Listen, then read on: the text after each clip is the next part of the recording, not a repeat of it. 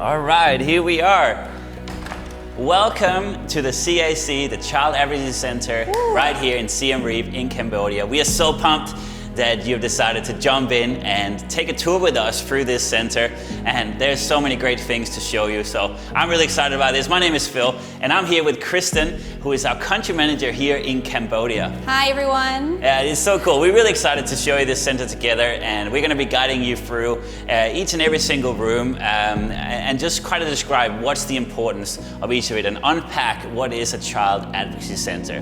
What's really cool about this is that it's a 360-degree experience. That means that you can actually pan around, you can spin the room around. If you're on your phone, you can probably use your finger or your mouse and actually move the room around. And so you can spin all around it here. We have a waiting room over here. We have a kitchen next to that. And right here to my right, there is a staircase leading up to the first floor, which we'll get to towards the end of the tour.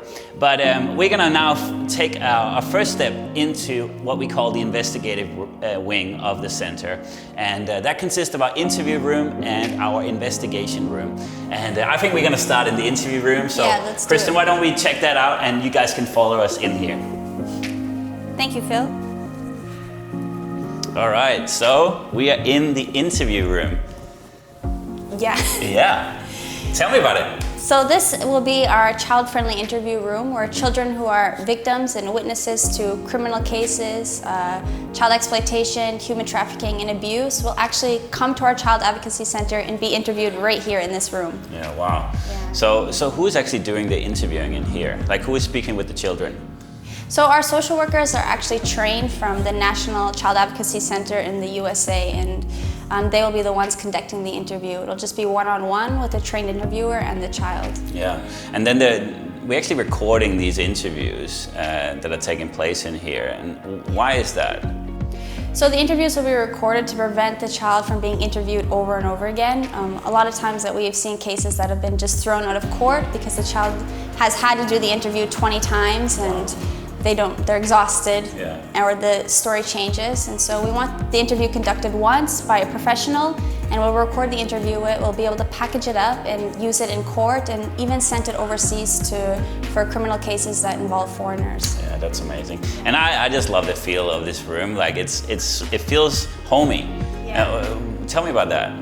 Well, it's very much intentional. I mean, we want the room to feel safe and comfortable so the child feels relaxed. Yeah. Currently, children are being interviewed sometimes within the community, in their villages, or right outside areas where they were exploited, or in the police station, and that's something that we want to change, and we really want to set the standard of how these survivors are treated. Yeah, great. That's so cool. Well, why don't we go and take a look at the adjacent room, the investigation room, and see what goes on the other side of the wall. So why don't you guys come with us?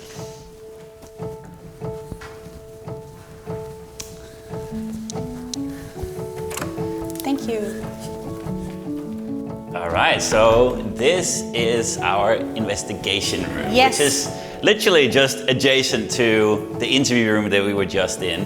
And so tell me about this room and what happens here. So this will be the room which facilitates our multidisciplinary team. That includes police, prosecutors, sometimes lawyer or government social workers that'll be working on the case. Yeah. They'll be here just next door to the interview room, and they'll actually be able to watch the interview live from this room. Mm-hmm. Wow, yeah, so if you actually spin around, in whatever way you're watching this right now, you can spin around. We actually have a TV behind us, but I know where everyone will be able to follow essentially the interview going on next door. And we've had an amazing partnership here with FBI and Homeland Security. Maybe tell me about that and why that's important. Actually, FBI and Homeland Security sponsored state-of-the-art equipment for our Child Advocacy Center. Wow. Yeah. And so why is a foreign, like we're in Cambodia, why is a foreign law enforcement agency like FBI interested in a center like this? It's just as important to partner with foreign law enforcement in Cambodia as it is local, because we have so many cases here in Cambodia where there is foreign perpetrators, and we want to make sure that these guys are actually getting convicted for their crimes in Cambodia. Right. So the collaboration between the local police, government, and foreign police is so key for our operations here.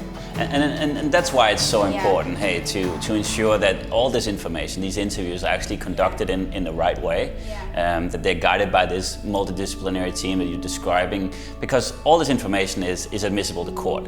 Not just a court here in Cambodia, but hopefully internationally as well. Yeah.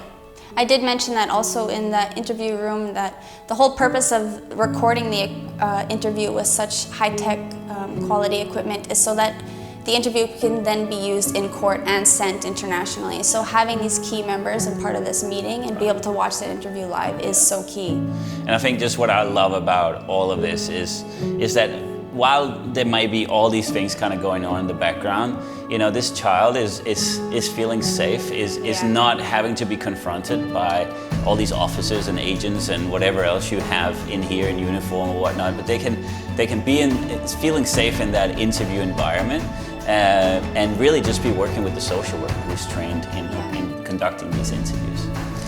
So that's beautiful, and I think that's what's so special as well about the CAC. Yeah. So it's really cool. I love this room, and I love the partnerships that's taking place. And so why don't we continue the tour? Yeah, this is definitely one of my favorite rooms.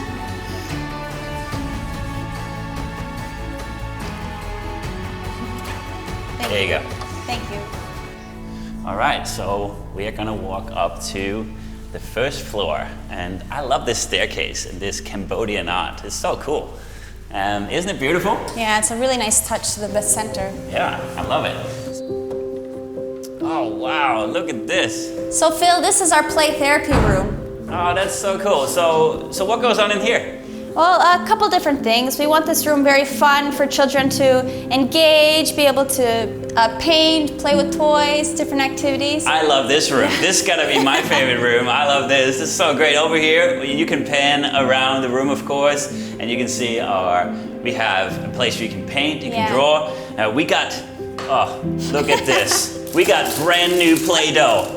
I just want to mix all the colors. Did you do that? I did that. Please don't. Yeah. Yeah. Okay. I'll leave that for the kids. But then I can also see the mascot over here, Bobo the sheep. Yeah. Beautiful. Very cool. So why do we have toys? Why is it important to create these spaces in the CAC?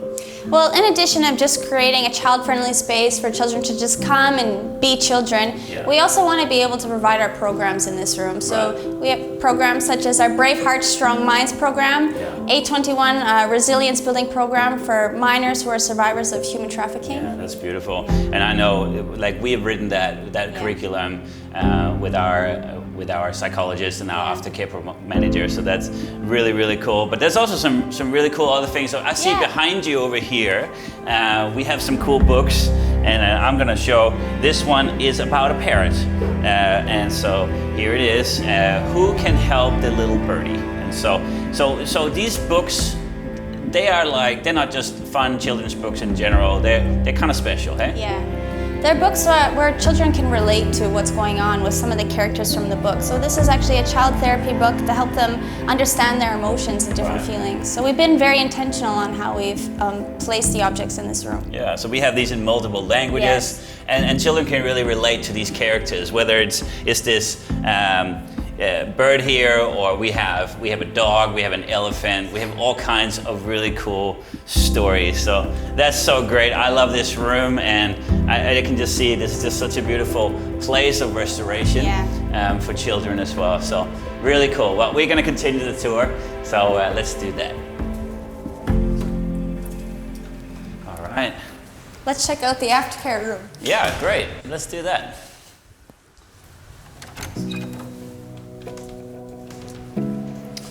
Wow, very cool. So this is one of our A21 offices. Yes. Yeah, and you can actually pan around. I know it's an office, but if you pan around, you can see a really cool quote from our founder, Chris Kane. But this specifically is an aftercare office, and so this is where our social workers are working. And maybe can you describe like their role in the center and how they're doing case management? So our social workers work both within the center directly with survivors as we look through our play therapy room and the interview room, but they also work with survivors within the city and in the community. So our survivors are sometimes not actually working in the office, but directly in the community, reaching survivors. Right, so sometimes they'll drive quite far. Yeah, it is. Yeah, so they'll drive across the region and into rural areas. Quite a mobile team, yes. Yeah, it's really cool. And so we go to where the need is, basically, Yeah. which is cool, which is awesome. And so, I would love to just take a moment to just talk a little about the philosophy behind our A21 Aftercare, because I love that about what we do and our approach to aftercare is really is community-based. Yeah. And maybe describe what that looks like here in Cambodia. We believe in a very holistic approach to aftercare, and this includes different programs such as our therapy programs, our medical program, education sponsorship. As we mentioned, we do work with a lot of minors in Cambodia, and we want minors that were trafficking reunited with their families, but sometimes this isn't always possible. But we work with a number of foster care partners in Cambodia, and we believe that children should be based in family-based homes. So that's a big priority. A big part of our aftercare is foster care families. Amazing. Yeah. That's so good. Well, amazing. And I know, so basically, as a child has come through the interview process, like we saw downstairs, this is really where the social workers continue the work and has that ongoing care on the other side. Absolutely, and that's the very core of the CAC, where children can, one, come here and get their interview, but also part two is that all the coordination for their aftercare services are done from the center. That's so cool. Awesome. All right, we're going to continue. We have one more room to go. Thank you. All right, this is our meeting room. Yes, come on. Great, we can fit a lot of people in here. Yes, we can, and that's the purpose of it. We'll be hosting a lot of groups at our Child Advocacy Center. Yeah, really cool. So a bunch of stuff goes on in this meeting room. We can even remove the table and have lots of chairs in here as well. Because I know one of the things we do here is professional training. What kind of training do we do at the CAC? Some of the professional trainings include victim identification, trauma-informed approach when working with victims and survivors, and forensic interviewing. Yeah, wow. And so what would some of the frontline professionals, what kind of type of frontline professionals would we be training here? Some of the frontline professionals include the Judicial Cambodian Police, the Anti-Human Trafficking Police, the Ministry of Social Affairs in Cambodia, and international partners as well. Yeah, wow. Really cool. And then I remember you mentioned in the investigation room downstairs, you were talking about this multidisciplinary team. Could you, and I know they're meeting here and discussing the cases. Can you maybe tell us a bit more about this team and the significance of this team? Well, it's very key to have a number of partners here, especially prior to the interview, during the interview, and after the interview. In order to build a successful case, we need the police, we need the government social workers, we need the prosecutors, sometimes we need a lawyer and our social workers. Yeah, wow. I can see that. I love that collaboration between all of them. I love that this can kind of be that neutral space where they can come together and actually have those meetings. And I know as well that sometimes it even goes beyond like jurisdictional borders, even international borders. And so having these kind of places to facilitate a meeting like that and that kind of conversation is so important.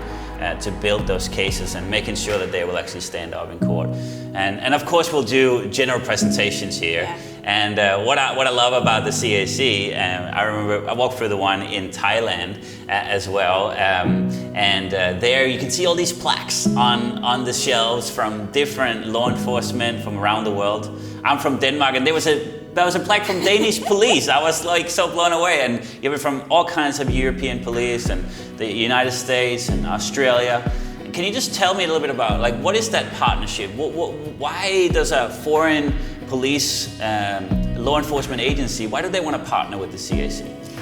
They want to partner with the CAC because they want to make sure that people that are coming over here and committing crimes against children are actually being prosecuted for these crimes. So we do collaborate a lot with, as you said, police from Denmark, Australia, and the USA to assure that these guys are getting caught. Yeah, that's so powerful. And I think that just really sums up, you know, the power of the CAC, because even though this center, this building is here in Siem Reap in Cambodia, in one city, it actually has a national impact. It's able to do cases right across this country, but it also has that international aspect, which is there. They can actually see prosecutions take place in a country far away, man, that is so exciting. So with this, we're going to conclude our tour. I just wanted to thank you for linking in, for watching this tour and following us around. I really hope that this was helpful. I hope you learned something new and just got a deeper understanding what it is that we do here at A21. And obviously this is just one of the many great operational programs that A21 is facilitating.